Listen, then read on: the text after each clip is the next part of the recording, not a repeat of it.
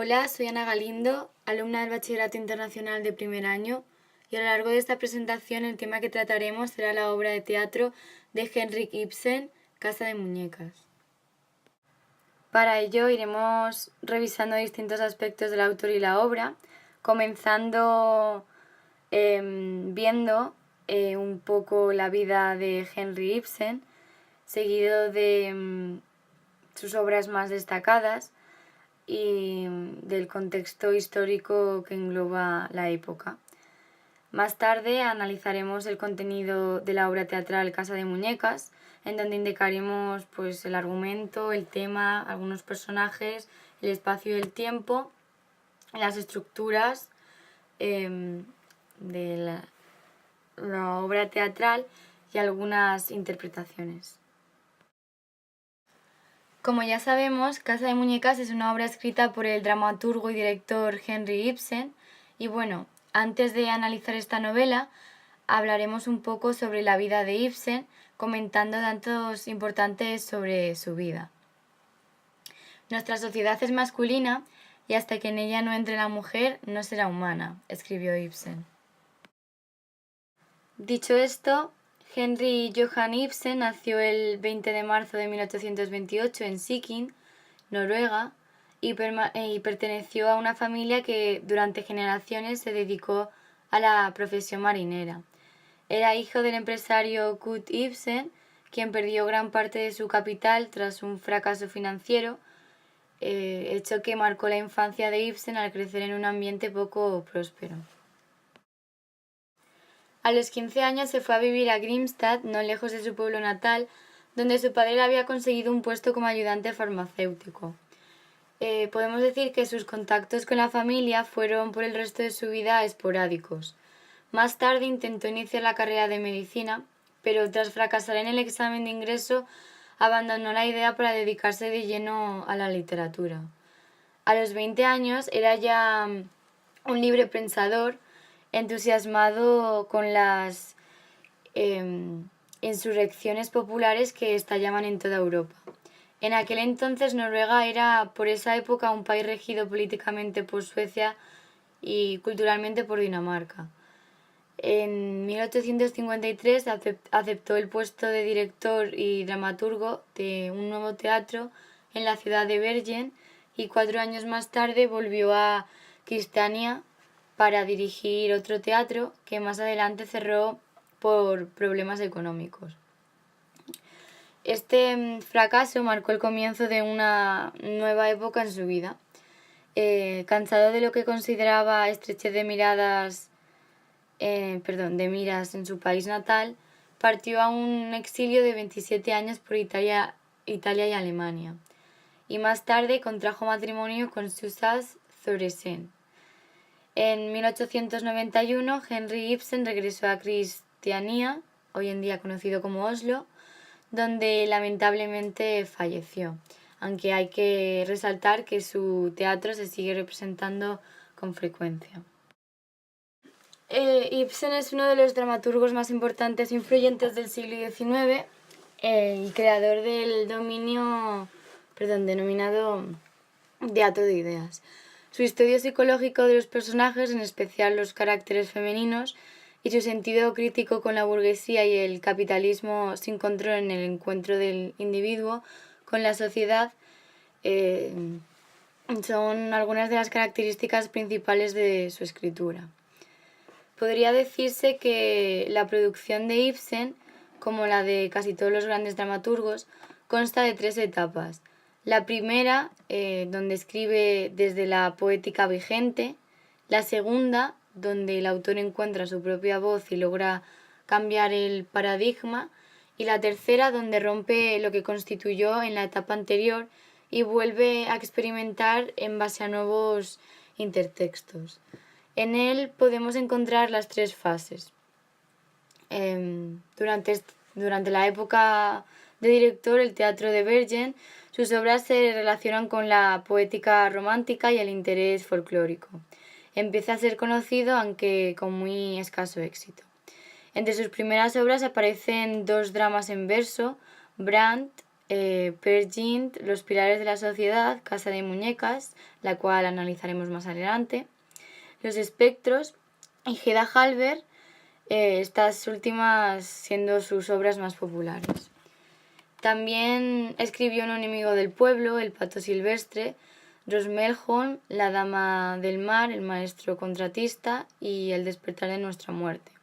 Además fue un poeta importante que publicó un libro de poemas en 1871. Y bueno, editó su última obra dramática, Cuando despertemos los muertos, en 1899, llamándola Epílogo dramático. La enfermedad le impidió escribir más y a lo largo de medio siglo había dedicado su vida y empeño en el arte dramático, conquistando una posición internacional como el dramaturgo más grande, influente, importante de su época. Si miramos un poco por encima sobre el contexto histórico, en este caso del siglo XIX, en el cual se escribió Casa de muñecas, Noruega en aquel entonces estuvo luchando repentinamente por su existencia. Noruega, tal como la conocemos ahora, es una patria casi tan joven como la nuestra. La zona anteriormente estuvo dominada durante mucho tiempo por Dinamarca, hasta que a partir de la segunda década del siglo XIX pasó a manos de Suecia. Recién en 1905 se acordó su independencia total. Como siempre sucede cuando alguien nace o renace, la primera preocupación que tuvieron era por la construcción de la identidad. Siendo más concretos, en 1814 Noruega estuvo luchando repentinamente por su existencia y estuvo en la depresión económica en su historia. Ya en el 38 Noruega pasó por un periodo de empuje económico donde 2 años después surgió la base para una industria moderna cuando se construyeron las primeras fábricas de textil e ingeniería. Entre el 1850 y 1880 se incrementó considerablemente el número de negocios. Este tiempo fue cuando Ibsen escribió Casa de muñecas, que si recordamos fue escrita en el 1879, el tiempo de la Revolución en Europa. Este desarrollo económico fue seguido por conflictos de clase, ya que una nueva perspectiva estaba empezando a surgir en el mundo literario y dramático, marcada por la fiebre de la Revolución de 1848. El contexto histórico-cultural que rodeó esa época fue una sociedad convencional e hipócrita, profundamente influenciada por prejuicios religiosos y moralistas, donde los seres humanos eran una especie de, por decirlo de alguna manera, víctimas de un conjunto de tabúes culturales impuestos. A la mujer ya desde la infancia se le asigna incluso un color, que es el rosa, que es un color suave y dulce, que se le puede atribuir adjetivos que son después aplicados a la misma, callada, pasiva, intocable y mutilada. Sin embargo, la fiebre de la revolución, mencionada anteriormente, en el tejido social noruego comienza a aparecer fisuras. El mundo es un mundo en movimiento y los antiguos valores y las anteriores concepciones de la vida no son fijos y este movimiento es amenazado o amenaza el orden social establecido. Es por eso por lo que en la mayoría de sus obras Ibsen cuenta, contando también con su segunda parte del libro, Hedda Gabler, suele criticar los prejuicios de la sociedad burguesa y por ello crea personajes femeninos llenos de matices. Y bueno, por último comentar también que en el 48 esta revolución tuvo lugar, trayendo consecuencias para el movimiento político de los trabajadores. Durante la época en la que vivió Ibsen, Noruega era un lugar donde la sociedad era bastante discriminatoria. El hecho de que Casa de muñecas tenga como protagonista una figura femenina cuyo comportamiento evoluciona a lo largo de la obra constituyó a un escándalo para la sociedad y a un logro en la emancipación de las mujeres con una resonancia internacional bastante importante. Inicialmente, Nora aparece como una mujer afectuosa, risueña y despreocupada que prepara la Navidad familiar con la superficialidad propia de su inmadurez. Al cambiar los mismos de su padre por las caricias consentidoras de su esposo, esta joven no tiene tiempo de encontrarse consigo misma como ser humano, lo que la conlleva a vivir en función de los demás. Al final de la obra, ella toma conciencia de su situación y, educada exclusivamente para cumplir con los roles establecidos por la sociedad de la época, debía ser ante todo esposa y madre ejemplar, de ahí que se sienta tan orgullosa de haber, por ejemplo, contribuido a salvarle la vida a su marido, sin pararse a reflexionar por un momento en las peligrosas consecuencias. Casa de Muñecas pertenece al género dramático, puesto que a lo largo de la obra se presentan uno o varios conflictos generados por personajes, en este caso como serían Nora, Helmer, el Dr. Rank, Cristina, que sin que el actor los tenga que presentar, describir o sin que tenga que decir qué es lo que están haciendo, sintiendo, dialogan entre sí y actúan durante ciertos momentos o unidades de tiempo en uno o varios lugares. No tiene un carácter definido, sino que en él se combinan distintos aspectos trágicos, como puede ser ese fin inesperado, y cómicos, los nombres con los que se refiere Tolbarlo a Nora, y esto se debe a que se pretende representar la vida tal cual es, razón por la cual tiende a tratar los asuntos de forma menos rígida que la tragedia y la comedia. Pasando a los personajes, comenzamos hablando sobre Nora, que es la protagonista principal. Y bueno, es un ama de casa, encantadora y alegre, que vive para complacer a su esposo y vigilar la educación de sus tiernos hijos. Su carácter presenta dos facetas totalmente opuestas. Ante la sociedad cumple el rol tipificado por los cánones burgueses, aunque desde hace 8 años, tras esa actitud indefensa, frívola y condescendiente, vive con orgullo un secreto que evidencia una lógica femenina muy subjetiva. Robándole horas al reposo y a las distracciones, trabaja en su casa e intenta pagar una deuda que contrajo para salvar la vida de su esposo. Nora esconde la verdad por temor a Torvaldo, inflexible e incapaz de comprenderla. Si por amor había cometido un delito, por amor debía sufrir en silencio sus consecuencias. El secreto que Nora celosamente oculta constituye una mezcla de alegría y orgullo que en ningún momento debería interpretarse como un vulgar engaño. Por el contrario, expresa la decisión espontánea de esta mujer que fue capaz de salvar de la muerte a su marido sin prever las consecuencias legales.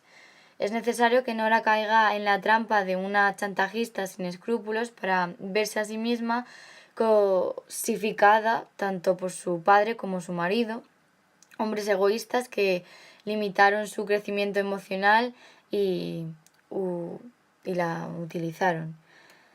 A través de este personaje, Ibsen canaliza su principal preocupación, que es señalar que la situación conyugal está viciada por la idea de que la actividad femenina debe limitarse al perímetro del hogar y de que la mujer debe ser educada solamente para esas funciones. Bueno, por otro lado, Torvaldo Hermer, para quien el honor y la dignidad están por encima de todas las cosas, ama a su esposa, pero de una forma paternalista. La consiente y la mima como a una muñeca indefensa, incapaz de pensar y actuar con seriedad. Su arraigado sentido del deber lo ha endurecido sensiblemente y vive para su trabajo, donde se destaca por su responsabilidad y honradez. Odia la mentira y no está dispuesto a aceptar que Nora intervenga en sus asuntos profesionales. Por otro lado, el Dr. Rank, en el desarrollo de la intriga, este personaje es muy conmovedor, ya que el Dr. Rank es un viejo amigo de la familia que ama silenciosamente a Nora. En sus parlamentos hay un tono ligeramente amargo ante la proximidad de su muerte, víctima de una tuberculosis en la médula heredada de su propio padre. El personaje confidente, pero ahora es necesario añadir algo relativo a una invocación técnica que Ibsen lleva a cabo, y es la siguiente. El pasado de los personajes tiene que ser conocido por el público, lo mismo que le sucedió fuera del escenario y que forma parte de la acción. El dramaturgo tradicional inventa un personaje que no interesa en sí mismo y que le sirve de confidente al protagonista o quien sea para transmitir cuanta noticia, sentimiento, confidencia o aclaración sean necesarios. Lo que Ibsen realiza es dotar a ese personaje funcional de personalidad propia, de manera que también sea la heroína o el héroe de una mini tragedia independiente. Seguimos comentando el personaje Christina Linde, que tiene más o menos la misma edad de Nora, pero aparenta mucho más, de tal manera que no la reconoce en el primer momento. Hace muchos años que no ve a su amiga porque ha vivido en otra ciudad y es el personaje funcional al que nos hemos referido anteriormente. Ella sirve a Ibsen para ponernos en antecedentes de la enfermedad de Tolbardo, la deuda contraída y el viaje a Italia. Gracias a su presencia, el público se entera de que Nora no es la ardilla, un poco irresponsable a la que su marido se dirige con tierna severidad, sino la mujer enamorada que se ha hecho cargo de una deuda para salvar a la vida de su esposo. Pero a la vez la señora Linde, podemos decir que tiene igualmente su historia, que se ha casado por interés, ha tenido que atender durante años a su madre y a sus hermanos, y es alguien con quien fácilmente el público se identifica y queda así incorporada a la trama. Pero aquí es cuando Ibsen se ve forzada a entrar de lleno en el melodrama. Da la casualidad de que la señora Linde fue la novia del acreedor Krostak, da la casualidad también que le pide a Nora un puesto en el banco cuya dirección asumirá Torvaldo, y en donde Krostak también es empleado de ese banco. Este conjunto referencia a una de las invocaciones de Ibsen que fundan en el teatro moderno, la aparición de la acción interior que culmina en la última escena del tercer acto. Otros personajes destacados son Krostak, Ana María y los niños. En su calidad de personajes secundarios e incidentales, juegan un papel complementario valioso para el desarrollo de la intriga. En Casa de Muñecas, el tiempo y espacio juegan un papel muy importante para la elaboración de la obra teatral. En cuanto al tiempo externo histórico en que se sitúa la historia, es la época contemporánea del autor. Por otro lado, el tiempo interno, el tiempo de la narración, ocupa 3 actos que nombraremos y explicaremos más adelante. Se percibe además una temporalización de carácter lineal con tendencia a la evocación en la que el tiempo adquiere mayor relevancia que el tiempo de duración de los acontecimientos, dado que el conjunto de información que se obtiene del relato de hechos anteriores contribuye a la lógica interna de la historia, como por ejemplo esta evolución de Nora a lo largo del relato. Por otro lado, el marco espacial o el marco espacio-temporal en el que se desarrolla la obra dominan los espacios interiores, puesto que la totalidad de la acción dramática tiene lugar en la casa de los Helmer, debido a que los otros ambientes solamente cobran importancia por medio de la alusión. Esta unicidad se relaciona significativamente con la atmósfera psicológica imperante, la sensación de asfixia que padece Nora producto del encierro, la vigilancia permanente y la manipulación. La sociedad de la época tenía una idea muy equivocada, como dijimos anteriormente, la cual era el rol de la mujer en la familia e incluso en la sociedad. Pasaban de las manos de los padres directamente a la de los maridos sin tener libertad alguna. Pasamos a hablar sobre la estructura interna. El elemento central en la ordenación del mundo dramático viene constituido por la acción dramática, del elemento dinámico que configura las tres instancias representativas de la estructura interna. En este caso tenemos tres actos y toda esta ola dramática se mueve al son de la marea de los tres actos que lo conforman y que va avanzando de acuerdo con el esquema, que a continuación analizaremos. Ibsen divide su trama en tres actos ya dichos y hace que transcurra en el interior de un hogar de clase media y durante una fiesta de Navidad, por lo que ya tenemos el marco narrativo establecido, que anteriormente también nombramos. Nada en apariencia más acogedora ni más tranquila. El primer acto tiene lugar por la mañana de la fiesta, el segundo al día siguiente y el tercero 31 horas después. ¿Con esto qué pretende el autor? Opinamos que su objetivo es que el tiempo intervenga en el drama y que sea apretado, angustioso y hecho de plazos perentorios. La protagonista recibe una amenaza, si ésta se cumple, su felicidad se arruina y toda esta acción se reduce a una batalla para que no se cumpla, a la vez que este cumplimiento pues, se va acercando de una forma inexorable. El primer acto es una ambientación introductoria y encontramos diálogos que permiten caracterizar a los personajes principales y secundarios, al igual que confidencias de Nora a Cristina Linde sobre su secreto endeudamiento y desesperación de Krostak que desencadena el chantaje. Por otro lado, en el segundo acto se desarrolla el conflicto y aquí encontramos la inseguridad e inquietud de Nora ante las amenazas de Krostak, los recursos de Nora ante Torvaldo para evitar el despido de Krostak, su presencia del Dr. Rank y su relación con la pareja de Helmer, cesantía de Krostak que acelera el cumplimiento de sus amenazas, preparativos de la fiesta e intervención con la señora Linde.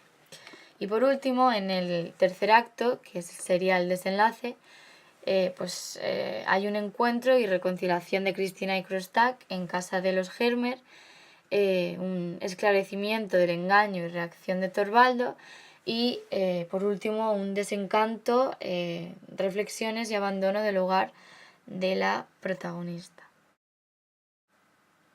Parece que no, pero esto sigue ocurriendo hoy en día.